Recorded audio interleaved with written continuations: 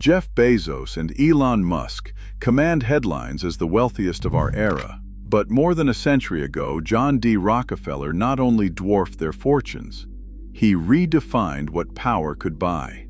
By age 31, he had leveraged $4,000 and a single, ruthless insight to control entire cities. But how did he become a force that would make even today's billionaires seem small? And what were the consequences for everyone in his path? The deeper story is far stranger than you have heard.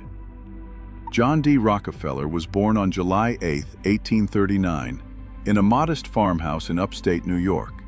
His father, known as Devil Bill, drifted from town to town selling questionable medicines and disappearing for weeks at a time. In sharp contrast, his mother Eliza was strict and careful with every penny.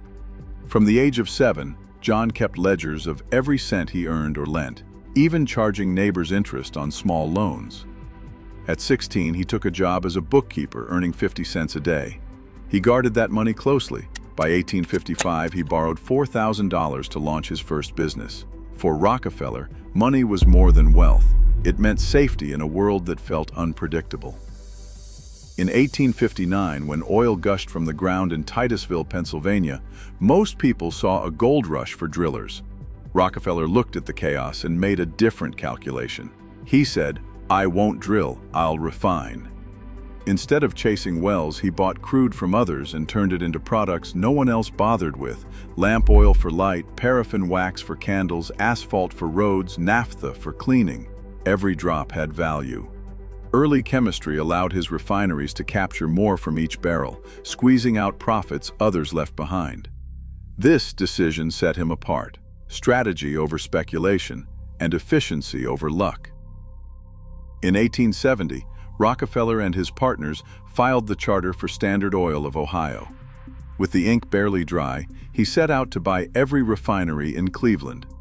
Owners received offers that felt less like negotiations and more like ultimatums. They were told to accept Standard's price or face a market where kerosene sold for up to 80% below cost. Some held out, but as prices plunged and railroads favored Standard's shipments, resistance collapsed. Within months, Rockefeller controlled nearly every refinery in the city.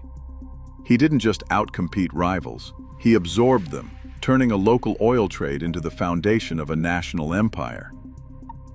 By 1882, Rockefeller's grip had extended far beyond Cleveland. The Standard Oil Trust brought together more than 40 companies under a single legal umbrella, connecting wells, refineries, pipelines, and tank cars into one seamless network. With over 20,000 oil wells and 4,000 miles of pipeline, the trust managed a supply chain that spanned the entire United States. Efficiency wasn't just a buzzword. While rivals lost nearly half their product to waste, Standard Oil squeezed 90% usable output from every barrel. Secret rebate agreements with the railroads turned transport into a weapon.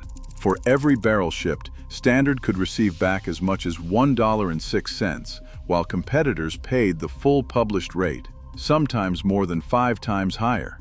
Even shipments by outsiders triggered a hidden payment back to Standard, making rivals unwitting sponsors of Rockefeller's empire. This web of assets and deals created a machine that seemed almost untouchable, its reach woven deep into the fabric of American industry. By the late 1800s, Standard Oil's dominance had become impossible to ignore. In 1890, Congress passed the Sherman Antitrust Act, America's first law against monopolies. For years, Rockefeller's lawyers fought off investigators, but public anger kept growing. In 1911, the Supreme Court delivered its verdict. Standard Oil was declared an illegal monopoly and ordered to be broken apart. The company was split into 34 separate firms, including names that would later become ExxonMobil and Chevron. The outcome stunned critics. Because Rockefeller held shares in every new company, the value of his holdings soared. The breakup multiplied his wealth, turning him into the world's first billionaire. Instead of destroying his fortune, the government's attempt to curb his power only made him richer. The legacy of Standard Oil lived on, scattered across the American economy, while Rockefeller's influence remained woven into its fabric. Adjusted for today's money, Rockefeller's wealth is estimated around $400 billion. That number comes from comparing his fortune to the size of the U.S. economy at his peak, not just by inflation, but by his share of national wealth.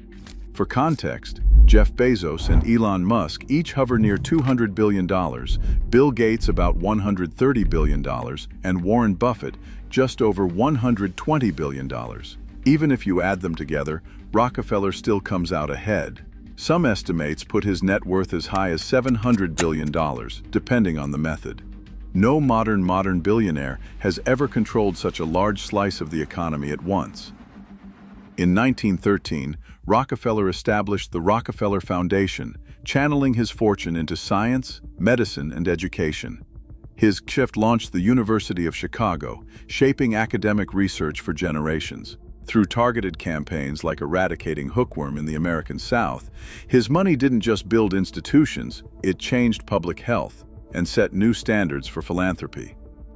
Rockefeller's playbook still shapes how wealth bends rules and influences society. As new fortunes rise, the real question is, who decides how much power is too much? Share your thoughts below.